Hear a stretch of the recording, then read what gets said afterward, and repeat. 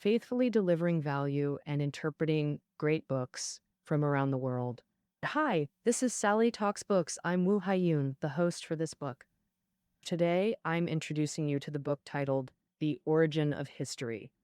The Origin of History is a general knowledge work about 100 pages long.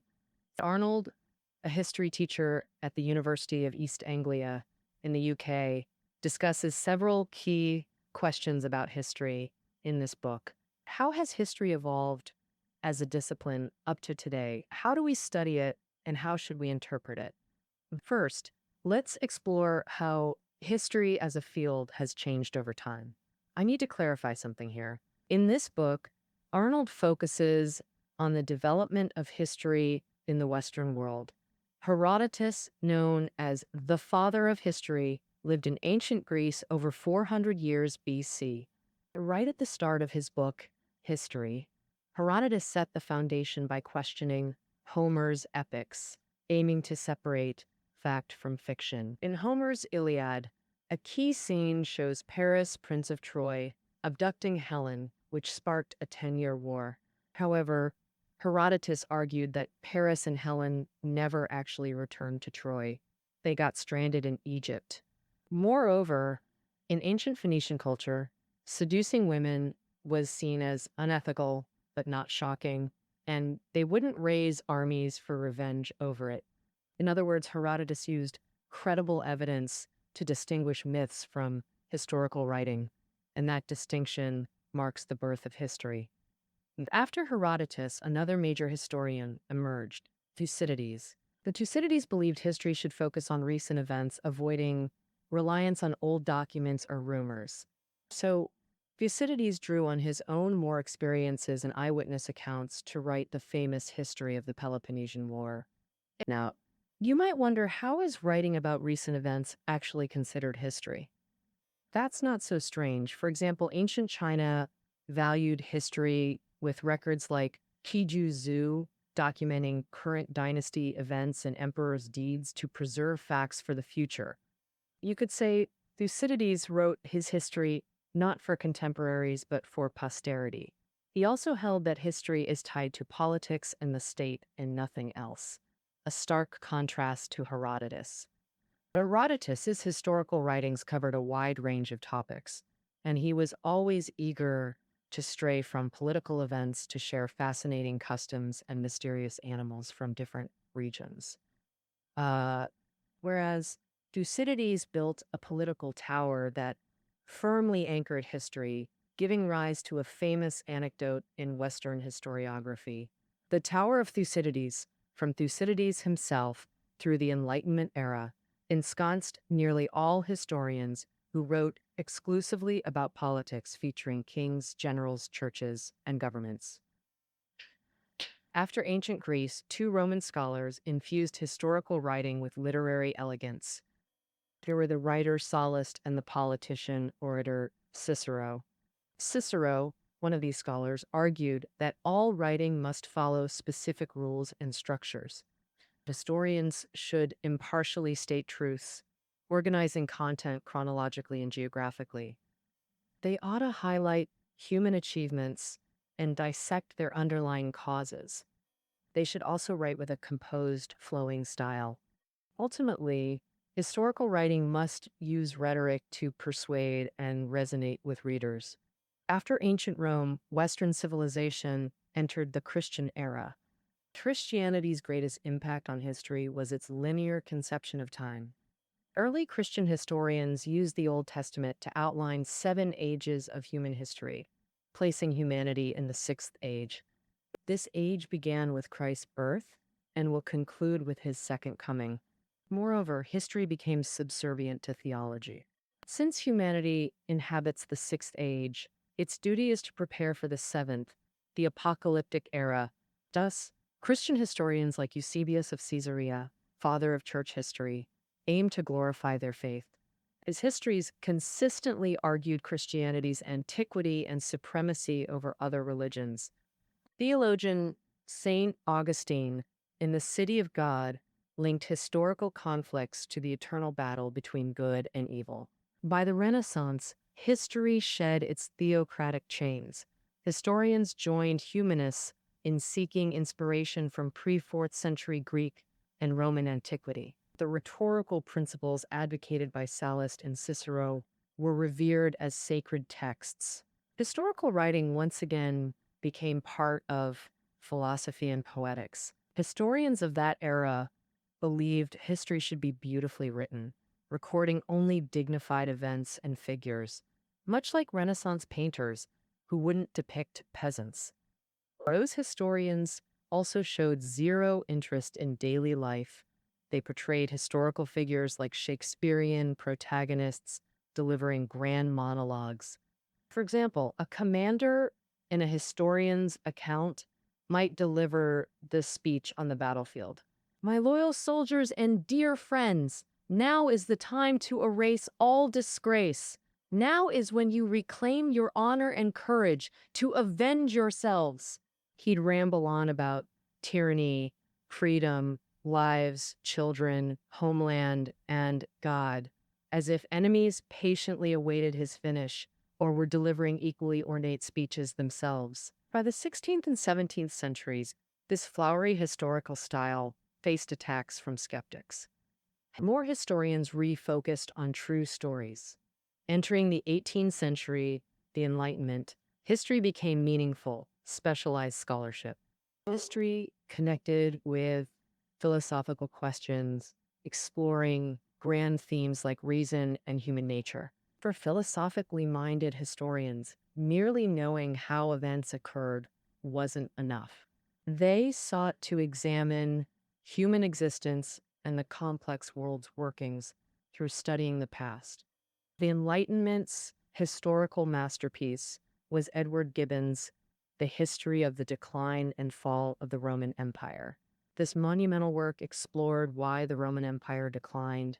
Previous Roman studies were static in approach. Scholars either scoured ancient texts to uncover past events or excavated artifacts using Latin inscriptions to verify figures and events, similar to China's anecdotal scholarship that accepted surface facts without deeper analysis. But decline and fall connected isolated studies, effectively resurrecting the Roman Empire. Not only did everything have cause and effect relationships, but their impacts were also revealed, making the decline and fall of the Roman Empire benchmark. Under his influence, the historical community gradually reached a consensus. To properly understand history, two things are essential. First, thoroughly studying archival materials. Second, analyzing the causal relationships in history, where the occurrence of events and personal choices blend together. The historical writing of the Enlightenment era was the prelude to the birth of history as a discipline. By the 19th century, history gradually evolved into a science, giving rise to modern historiography. In this scientific process, German historian Leopold von Ranke took the crucial first step. Ranke believed that historical sources themselves are more beautiful and interesting than romantic fiction. Therefore, historians should avoid any fabrication or imagination in their work, strictly adhering to facts. Ranke's historical philosophy can be condensed into one phrase: simply state how things actually were. Also, in the 19th century, another thinker broadened history's connections with other sciences. He was Karl Marx. Marx pointed out that social and economic environments influence how people think about themselves and the world around them, and shape how they act. Influenced by this, later historians, when exploring history, always study the economic conditions of the period, discussing the society's productive forces and relations of production. Beyond political science, historical research also began to connect with economics and sociology. Entering the 20th century, historical research intersected with more disciplines, leading to explosive growth and increasing specialization and fragmentation. A researcher on 18th century Paris history finds it hard to converse with someone studying the American Civil War. No one can master all historical knowledge. Today, historical researchers rarely dare to call themselves historians. Instead, titles like social historian, cultural historian, women's historian, history of technology expert, political historian, or even more specific roles are used. For example, I specialize in the constitutional history of the Roman Republic, or I study the history of the English Civil War. Today's historians may find it difficult to write monumental works like the decline and fall of the Roman Empire, spanning millennia and three continents. All right, through the preceding narrative, you've gained a general understanding of history. As a discipline, how has it evolved in the Western world? Next, let's explore how people today study history after over 2,000 years of development. Studying history begins with examining sources. Facing vast historical materials requires essential skills: selecting, authenticating, interpreting, and uncovering hidden clues, all crucial for historians. These skills are hard to master. For instance, understanding centuries-old documents first requires simply reading them. This demands mastery of paleography. Linguistic skills are equally vital. Many Western historians master ancient European languages like Classical Greek, Medieval Latin, Old English, or Old High German based on their specialization. Consider a classic case demonstrating why historians need ancient language proficiency. In 1439, Italian historian Lorenzo Valla exposed the donation of Constantine as a forgery. This document recorded gifts and rights supposedly granted by a Roman emperor to the Christian Church. Traditionally dated to the 4th century, it served as a key ideological weapon for the medieval church. How did Valla prove it was forged? Through linguistic analysis, Valla showed its Latin wasn't 4th century classical Latin, but medieval, confirming forgery. Understanding and authenticating documents. That's step one.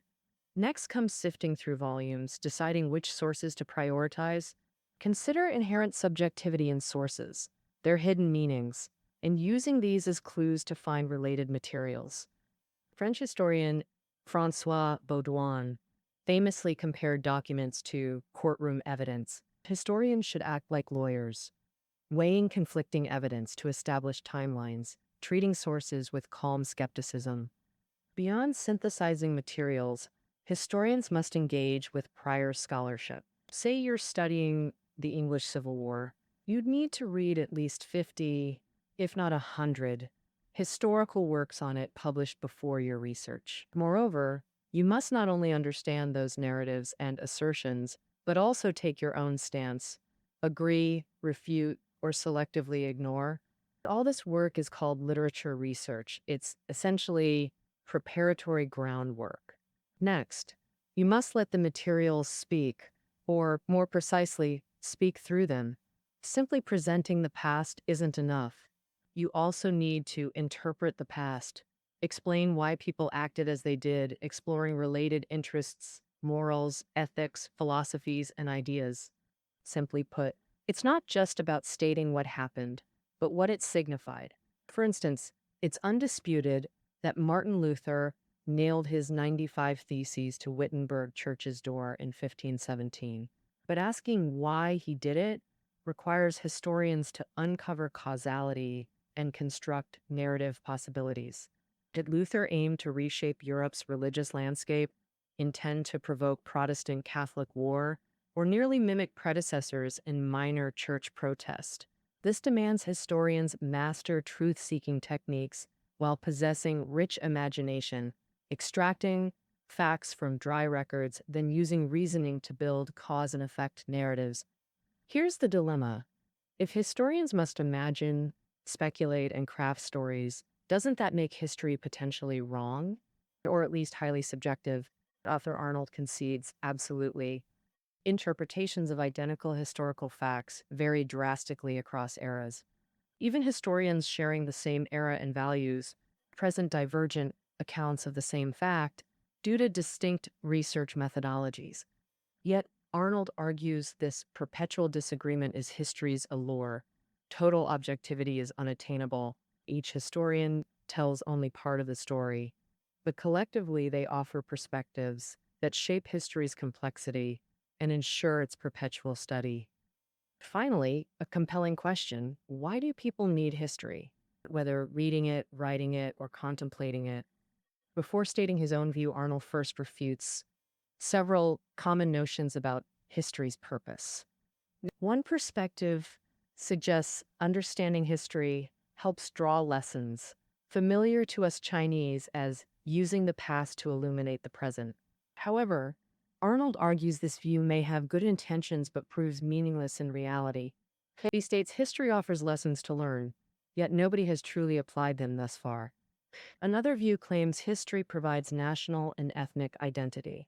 To this view, Arnold offers a grave and earnest warning. He notes, we can build identity on national history, but being chained to the past means losing part of our humanity. The most typical consequences are narrowed perspectives, susceptibility to manipulation, and loss of diverse thinking. Another Enlightenment era view claims historical reading captures group essences, like moral standards or inherent superiority, but Arnold deems this equally dangerous, citing how racial essentialism justified anti-Jewish narratives leading to Western genocides. Rather than seeking essences, historians should expose how terrifying historical essentialism has been. So what, in Arnold's view, is history actually for? He lists three purposes. First, history is an intellectual passion, like loving music or astronomy. Finding joy in ancient texts or historical books is itself profound value. Second, history serves as a cognitive tool. Studying history transports you beyond the present to explore different worlds. This requires opening your mind, activating judgment and imagination, launching intellectual play. Exploring the past always deepens understanding of the present. Lastly, history reveals the world's complexity, multidimensionality, and uncertainty. As mentioned earlier, history's charm lies in historians' perpetual disagreements. Each historian tells only part of the story. Reading widely reveals there are no eternal, unchanging truths.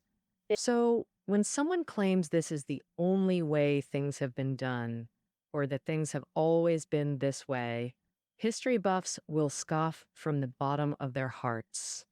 In this sense, history allows us to challenge and gives us tools to resist conformity.